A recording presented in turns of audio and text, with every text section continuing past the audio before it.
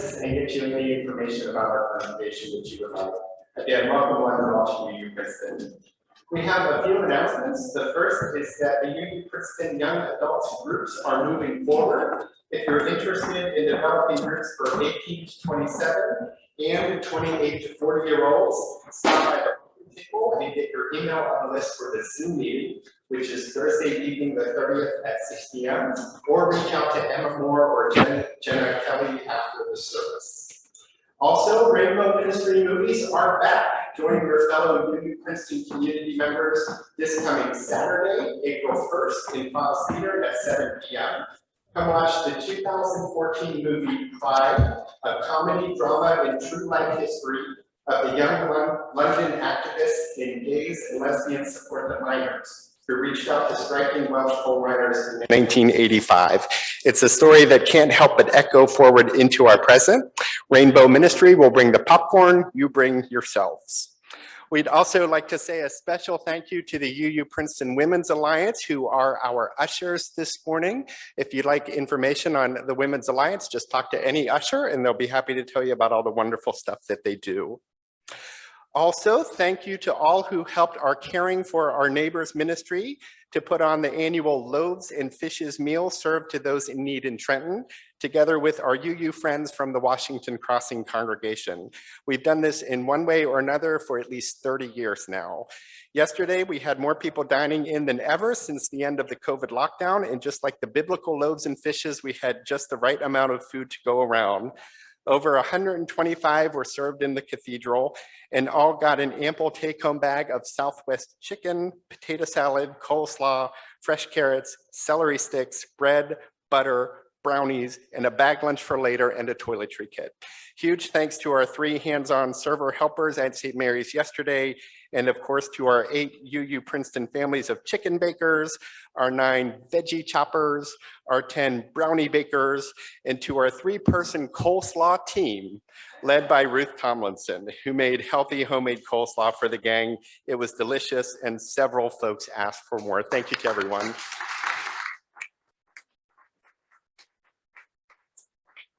And lastly, our UU Spring Sale is only 6 weeks off. That's Friday, May 5th and Saturday, May 6th. Join the fun to make this sale another huge success while helping our community and making friends. Donations are needed. If you're spring cleaning, it's a great time to sort through your unused and stored away clothes, furniture, and household goods that others could use. And many volunteer opportunities during setup week and on sale days exist. You can sign up at the spring sale table in Robinson Lounge after worship or use the Sign Up Genius tab on the UU Princeton website. And you can also pre-order plants and flowers at a discount. Order forms are at that same spring sale table and online. The plant pre-order deadline is Friday, April 7th. So that's a little bit before a month before the sale itself. I think that's all we have. And now, friends, on this holy day, let us gather in peace and unity as one before the grace and grandeur of life, as children before its great and loving mystery. In this hour, may we know anew the holy joy of human lives growing together, so that this hour will imbue all those to come with that same sacred awareness. Come, let us worship together.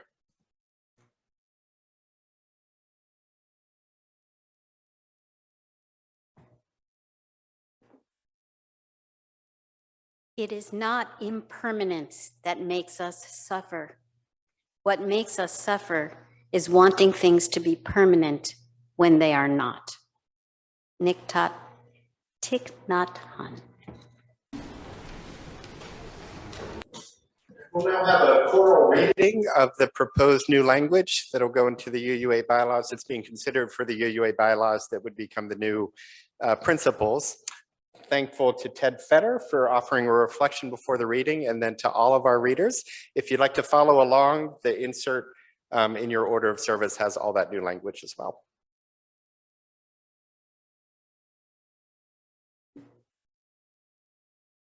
As Unitarian Universalists, we are at an important point in time. As Jennifer just shared, our 7 purposes and principles are under the microscope, and a proposal for a substantial revision is before us. That proposal is what we're considering today. I'm going to try to put that proposal in a broader context. Many of us know that a proposed 8th principle has been under consideration for several years. Our congregation in Princeton adopted it for ourselves about 2 years ago, as have many other UU congregations. It focuses on racial justice and the importance of building a diverse, multicultural, beloved community. Now that commitment, if you look really close at the current 7 purposes and principles, might be visible between the lines, but it's become much more vital and relevant in today's religious landscape. And something like the 8th principle is indeed very important. But I want to make sure that we all understand is that such proposed changes in our principles are not unusual. In fact, they're understood to be necessary. Let me take you back a bit. Our denomination was founded in 1961 by means of the merger of the Universalists and the Unitarians to form the Unitarian Universalist Association, or UUA. When that merger occurred, there was great debate on how to articulate, as they put it, the principles of a free faith. The 6 principles that emerged from debate were fine, but they reflected the time. They very much focused on the individual, and they were very male-oriented. For example, by urging cooperation with men of goodwill in every land. Those original principles were in Article 2 of the bylaws of the Unitarian Universalist Association. Well, we can amend bylaws. In fact, there was a rule adopted by the General Assembly that said, and still says, that the Board of Trustees has to examine Article 2 of the bylaws at least every 15 years. The next major review of Article 2, essentially of the principles, took place from the late 1970s to 1985. And that's the review that resulted in our current statement of the principles, along with an accompanying list of sources from which our living tradition draws. It's all in Article 2. And it's on the last page of the preface of our hymnal, of both the hymnal, the gray and the teal hymnals. Here's a short version of how we got that statement. By 1977, there was enough force among UUs to begin serious discussion in meetings and conferences. The leaders were predominantly lay members from the UU Women's Federation, and they led discussions about women and religion.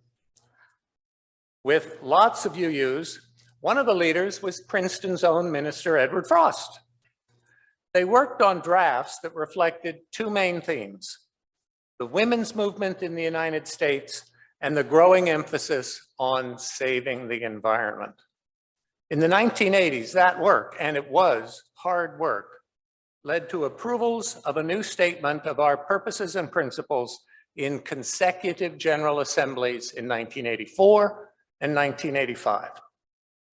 Considering all the passionate argument, it's remarkable that the final proposal was approved virtually unanimously.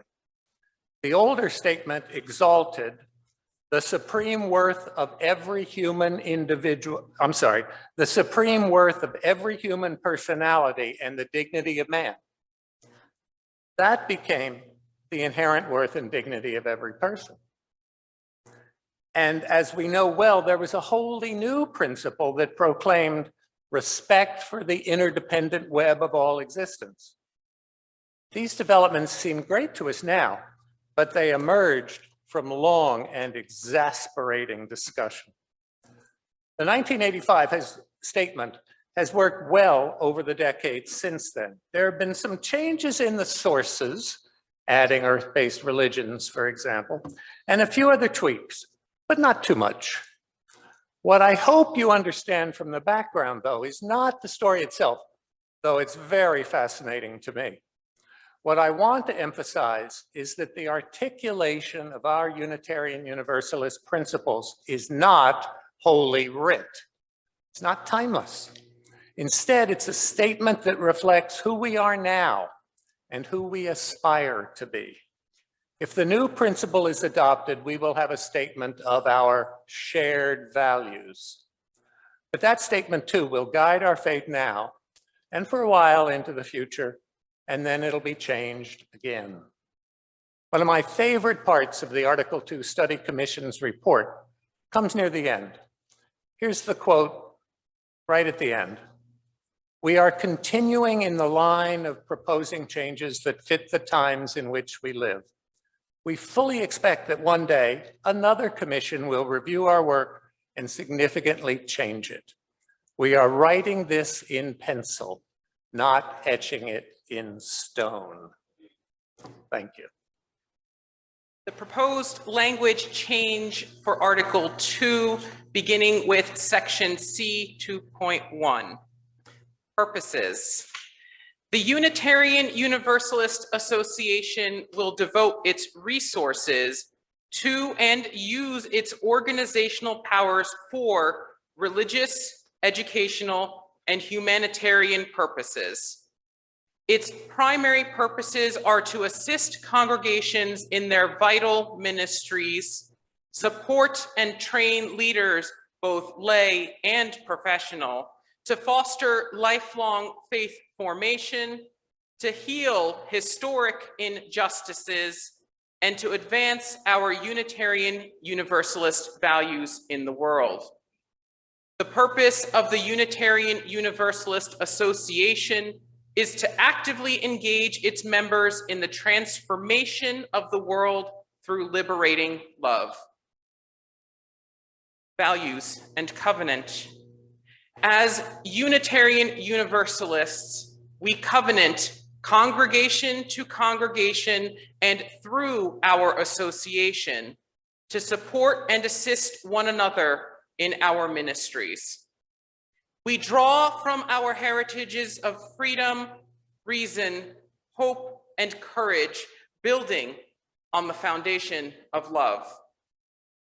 Love is the power that holds us together, and it is at the center of our shared values. We are accountable to one another for doing the work of living our shared values through the spiritual discipline of love. Inseparable from one another, these shared values are interdependence, equity, transformation, pluralism, generosity, and justice.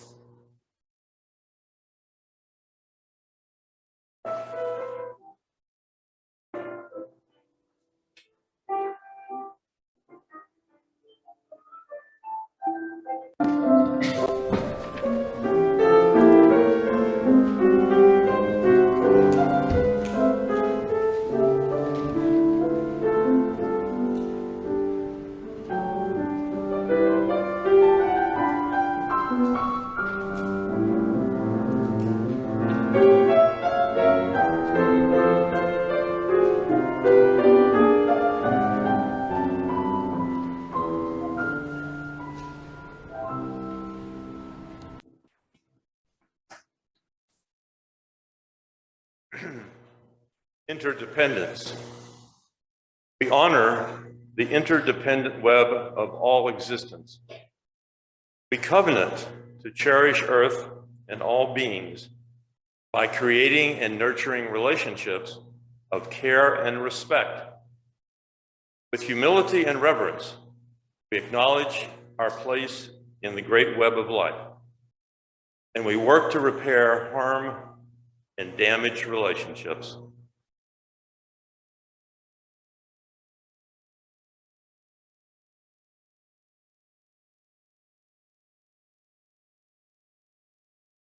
Celebrate that we are all sacred beings. Culture, experience, theology, humility and reverence. Sorry, I skipped. Covenant to learn from one another in our free and responsible search for truth. Embrace our differences and personalities. Love, curiosity, respect.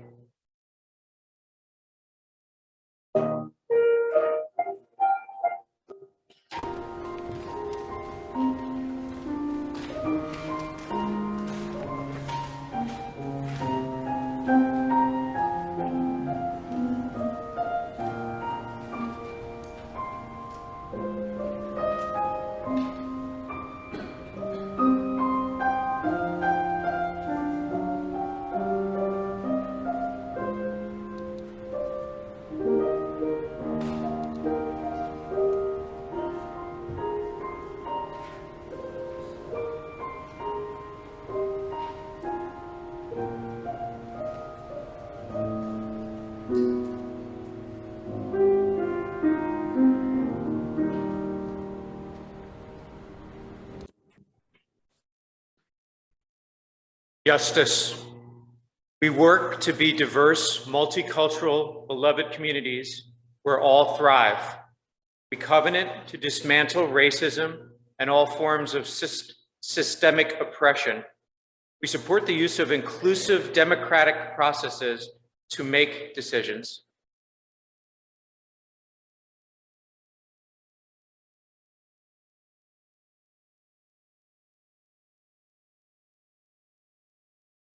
Transformation. We adapt to the changing world. We covenant to collectively transform and grow spiritually and ethically. Openness to change is fundamental to our Unitarian Universalist heritages, never complete and never perfect.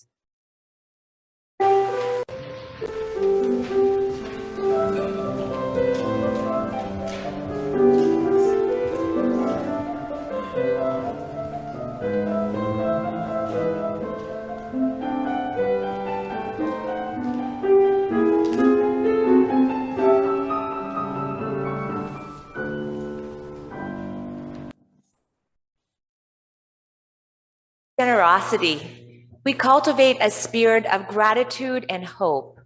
We covenant to freely and compassionately share our faith, presence, and resources. Our generosity connects us to one another in relationships and of interdependence and mutuality.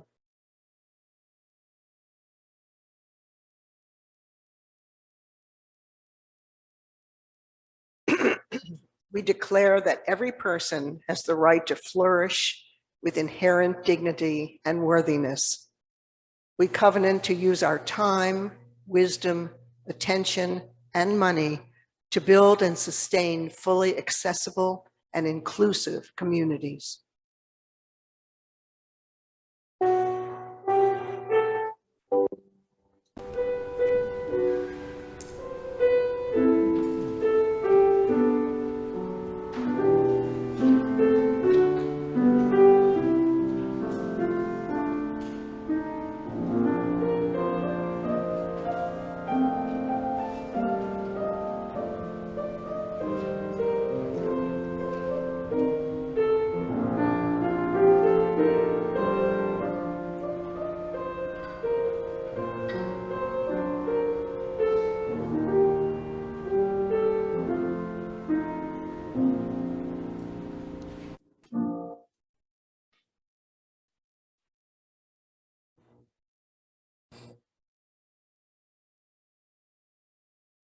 Inspirations.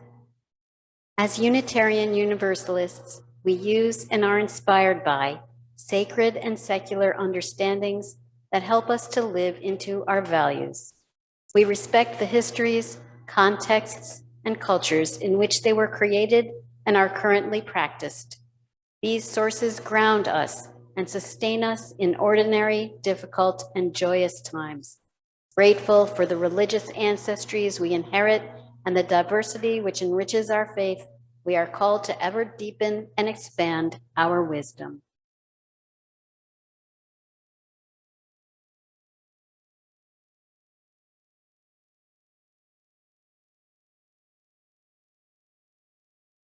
Inclusion. Systems of power, privilege, and oppression have traditionally created barriers for persons and groups with particular identities, ages, abilities, and histories. We pledge to replace such barriers with ever-widening circles of solidarity and mutual respect. We strive to be an association of congregations that truly welcome all persons who share our values. We commit to being an association of congregations that empowers and enhances everyone's participation, especially those with historically marginalized identities.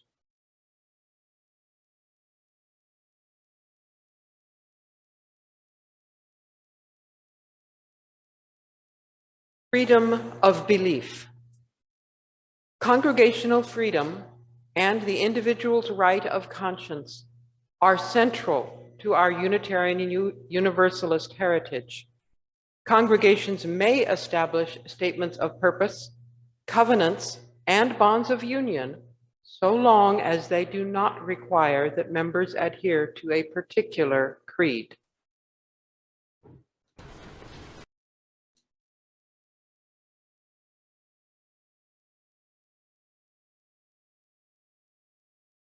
My dad was painting the interior walls for the purpose of selling our house. I was 7, and while I was excited about moving to a new, bigger house in a new neighborhood, I was also sad. The color on the walls of my bedroom was just a little lighter than the new shade my dad was using to cover up the old. Still, I didn't like the idea of covering up the color on the walls. I loved those walls as they were because they had absorbed the sounds of me playing in that room with my best friend, giggles and hugs I had shared with my sister, and the heat that I liked to feel on my face in the morning from the laser-like sunbeam that streamed into this room through its one tiny dormered window. I pleaded with my dad, and eventually he agreed to leave unpainted a 1 square inch patch of wall underneath the molding of that window. When he finished painting the room, all tidy and fresh for the potential buyers, I stood looking at that patch. In it, I saw all the happy times I had spent with my mom, my dad, and my sister, living in that dollhouse-like Cape Cod on a quiet, sunny street with a big oak tree in the front yard, a swing set in the back, and a long driveway where I learned how to ride a 2-wheeler. Most importantly, in this house, there was an intact family and love. I don't think it is an exaggeration to say I have spent the ensuing decades trying in some way to get back to that house through my quest to find a forever home, a piece of real estate, bricks and mortar, walls and windows, and a front door. Even after my second marriage ended some years ago, I didn't yet see the folly of my forever home dream. After looking at apartments I could afford, I settled on one that had a front door of its own, a private entrance, just like a real house. It was small and it wasn't for sale, but that door was so important to me that I decided to become a renter. Who knew a coronavirus pandemic was going to nearly double the cost of housing in New Jersey and make renting a financially precarious living arrangement? Recently, my landlord raised my rent $355 a month, and there is no telling where that will end. So I have resigned myself to moving again, this time to a place with a fixed lower price, and for that I am likely going to have to give up the front door entrance and fantasies of a vegetable garden. Walls and bricks, front doors and paint, they are impermanent objects. I am guilty of having attached meaning to these objects, but do they really matter so much? I am certainly not the only person who has been moved or forced to pick up and move away from a place. As I have mentioned in previous reflections, all 8 of my great-grandparents were Jewish refugees from Eastern Europe. Like the millions of migrants arriving on our southern border today, and those fleeing wars around the world, my ancestors left behind beloved houses and homelands. Next week, Jews around the world will celebrate Passover, a holiday that commemorates Exodus. Those Jews of ancient history left behind a place, but they did not abandon their faith or their love for one another. The little patch of old paint my dad agreed to leave under the window was a physical thing that I could see and touch, and it pleased me. More importantly, however, it was just one among many gifts of love I received as a child. As a memory, that gift remains, while the patch of actual paint has undoubtedly long since disappeared. Somewhere along the way, I think I made the mistake of conflating love with a house.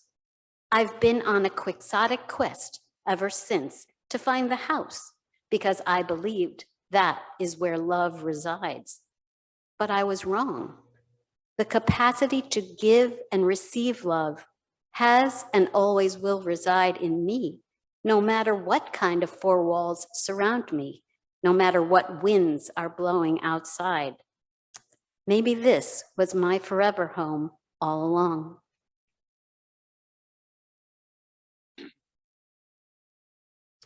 A stranger once visited a village beset by problems. People had started quarreling with each other over every possible reason.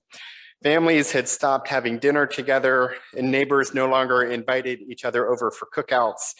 Farmers weren't working together to tend to their fields as one. Even the kids were no longer playing sports together on the big town green.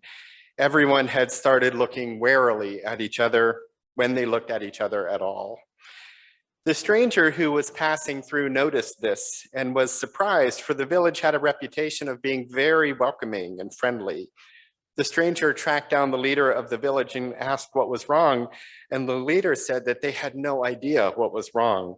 It was like a storm cloud had covered the village one day and turned everything gray. The vibrant sense of community that everyone had loved about their home had gone, and everyone spent their days just trying to be alone. The stranger paused for a moment before saying to the leader, "That really is surprising, since the Messiah lives somewhere in this village." The leader said, "The Messiah? The Messiah, the one?" "Yes," the stranger replied, "that's what I've been told. And that's why your village was so unusually friendly to one another and the stranger, because you're not waiting for the Messiah is among you. Do you know who it is?"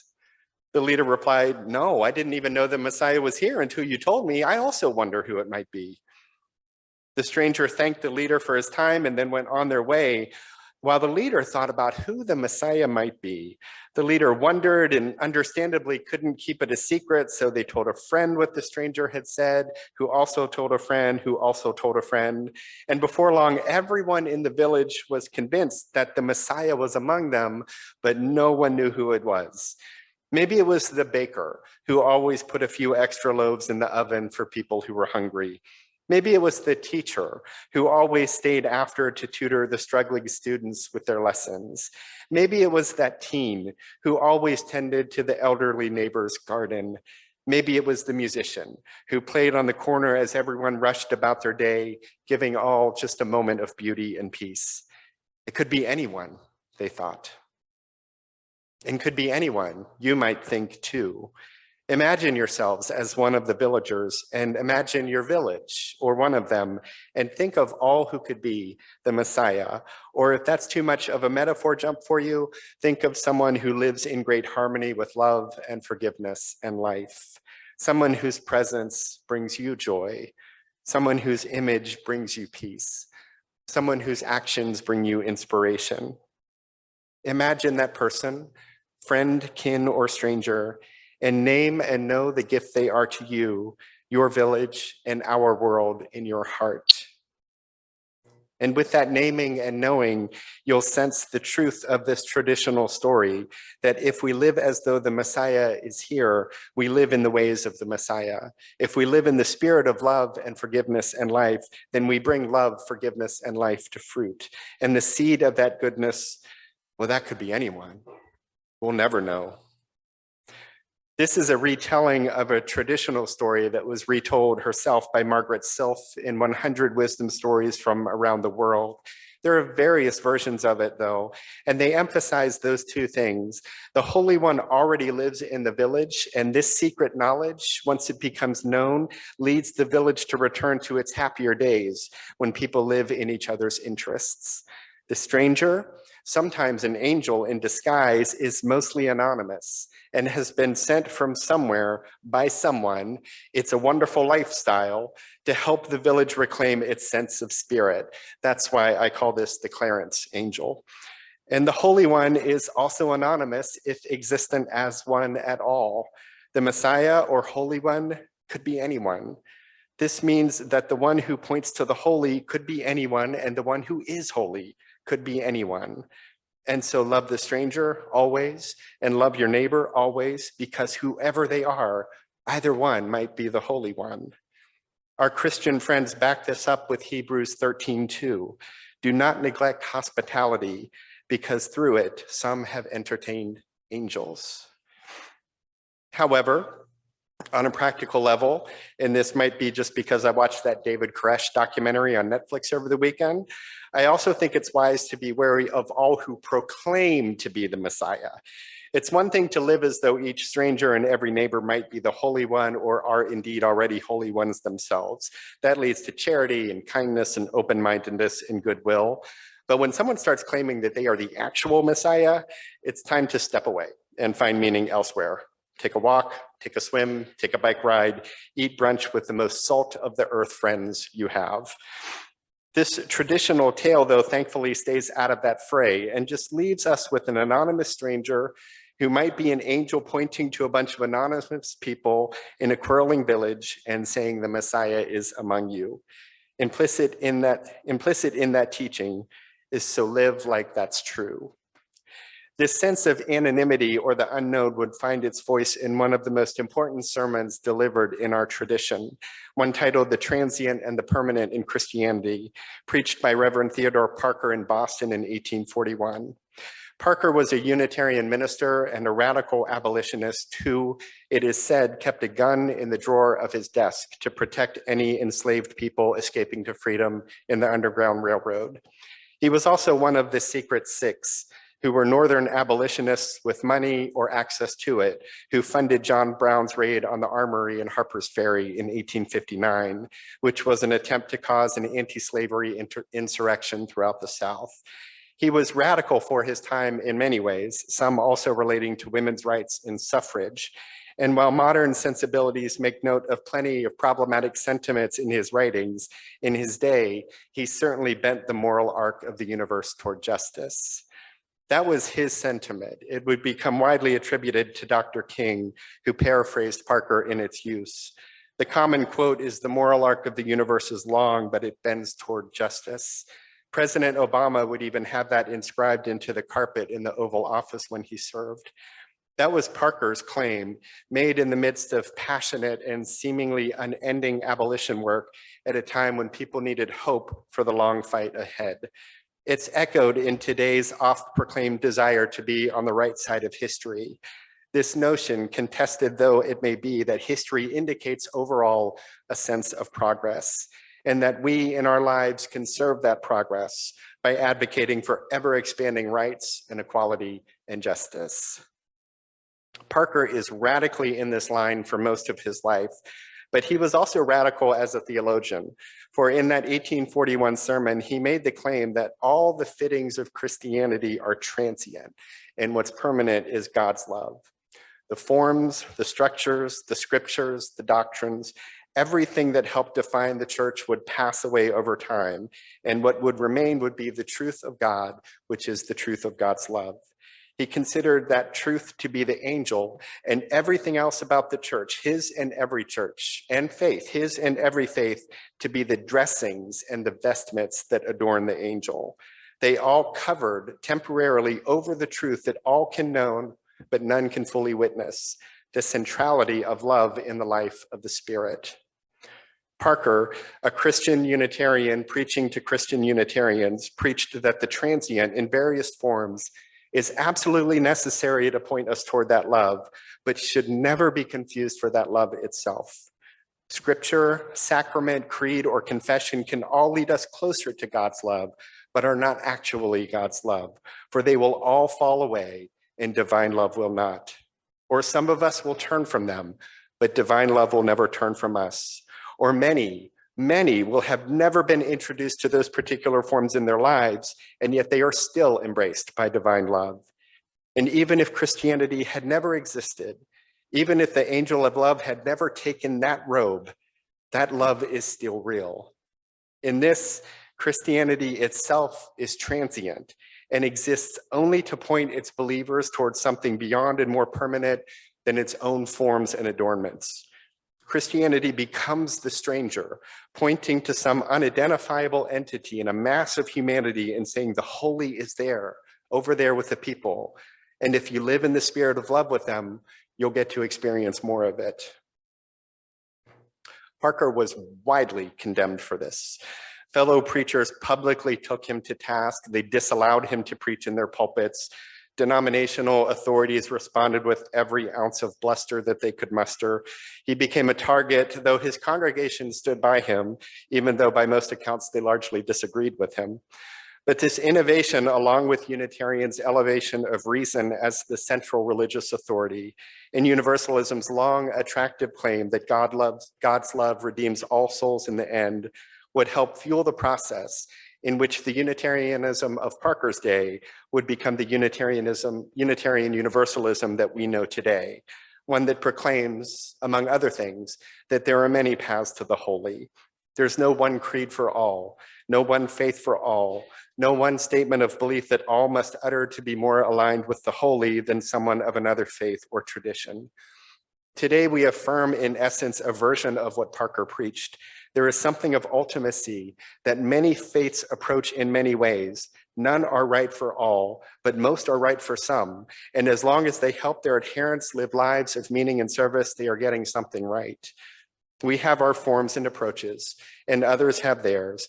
And one of the important things we can do is to point to something beyond ourselves and not confuse our own human hand doing the pointing for the hand of God itself. Knowing our tradition and from whence we came, we can articulate the edge of who we're becoming as a religious people, knowing that even our best articulations will fail, as they should, as they must, to capture that divine essence that enchants and challenges us all. We are trying to articulate something that is always changing and always changes faster than we can articulate, especially when we have those discussions democratically involving people all over the continent, which is what the Article 2 Study Commission is working on with the proposed changes to what are commonly called the principles and sources of the Unitarian Universalist Association.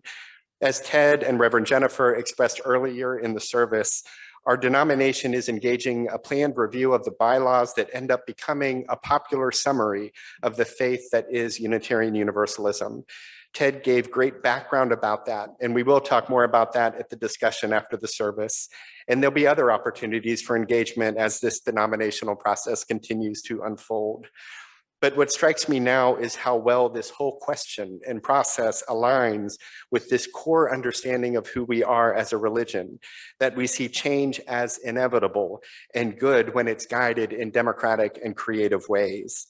That new expressions of who we are as a faith place our articulations closer to the actual growing edge of Unitarian Universalism, rather than anchoring us in a tradition that we no longer centrally reflect. The best of modern Unitarian Universalist theology is both coherent and vibrant. It affirms long-held truths in ways relevant and important in the world today, and does its best to even imagine the world of tomorrow. Though we can't see the future, we can imagine what it might be if we live more fully in the spirit of love today, not yesterday, not in 1985 or 1961 or 1841. Strengthened, however, by all of that tradition, we live today, facing tomorrow with the urgencies and opportunities of the world before us. With sober eyes and shoulders back, a deep breath, a soft smile, and the assurance of a love that will never let us go, we live our faith forward, respectful of the ancestors, but in the service of those to come. And that might mean, in this case, that a little over a year from now, UUA bylaws are changed and the 7 principles are no longer articulated in the same way, though some read their presence into the new draft language. That wouldn't mean that the 7 principles would be wiped from history. They're etched in the hearts of so many that they wouldn't disappear. That etching is part of what makes change hard. People are hesitant to change them because they love them so much and have fond memories of learning them and teaching them and relying on them, not only for guidance, but for a sense of connection to a broader community. That love should be honored and treated with tenderness. And should the new language eventually be adopted, and should that love continue to anchor people's articulations of who we are in the 7 principles of 1985, perhaps we can all just smile upon that diversity. And perhaps there'll be a through line that we lift up and celebrate. I have in my office right now UU hymnals, Unitarian Universalist hymnals from 2005 and 1993, and Unitarian hymnals from 1964 and 1937 and 1914 and 1903. I even have a UU Princeton hymnal supplement from 2009 that has 15 hymns in it. And love flows through them all, and openness, and the importance, the centrality of service, though that language has dramatically changed over the years in good ways. Reason sings in each of those hymnals. What was tolerance is now embracing or welcoming or pluralism, but the sentiment is coherent.